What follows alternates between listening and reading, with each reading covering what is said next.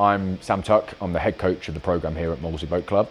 I've been coaching here for 5 years now. I've been the head coach for the last 2 years. The stereotype is that you've got to be really big and really strong, but I wasn't really big and I definitely wasn't really strong. I was a really small, tiny rower when I was growing up. Anybody that gets involved in the sport of rowing tends to love it. It's awesome. So I don't think there's a specific requirement other than taking your very first stroke and going from there.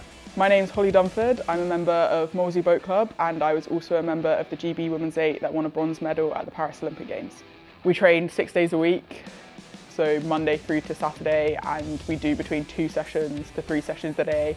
And it's kind of a mix of being out on the water, so we'll go out rowing in various different boats, and then we'll do stuff on the land. So we use like the rowing machines, we might do some cross training, so like bikes, runs, and then like a mix of weights as well. So it's kind of like trying to make sure we're well-rounded athletes. When I was training towards the Olympics, I was probably burning like 6,000–7,000 calories a day. So it's then obviously having to eat that much food, which sometimes it does become quite a chore to actually just get that many calories in. And there were points where I was melting tubs of ice cream and almost just drinking them to get the calories in, which obviously trying to eat healthy, but at the same time, like, just gotta get the calories in, whether it comes from ice cream or a salad, it doesn't really matter. I'm Stephenson. I row here at Molesey Boats Club. I've been here for 3 years. I spent 4 years in the States, UC Berkeley. Got to row with some amazing people.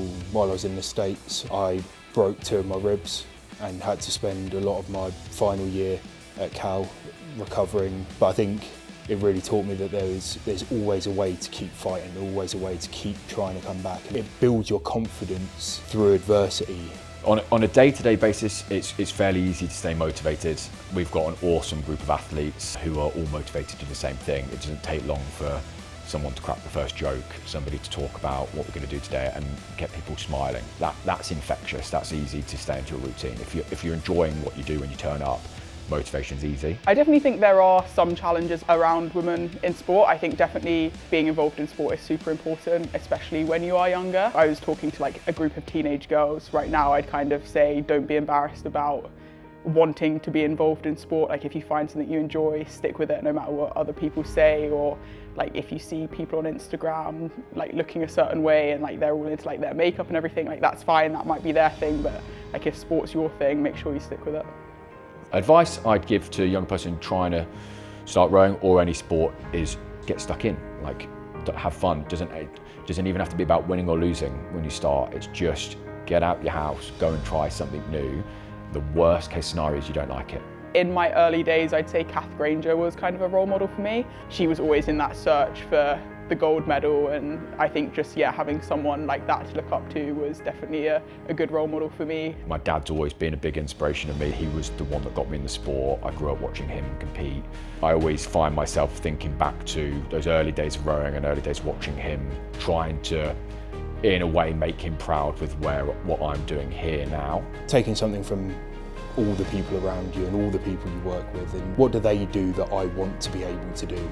Use that to create like a role model in your head of exactly who you want to be as an athlete and as a person, rather than just looking at one person and one person's achievements.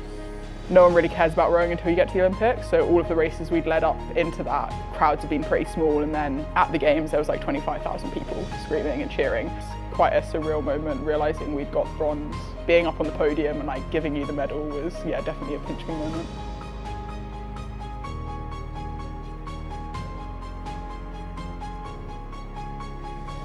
The medal is currently in a sock in my sock drawer.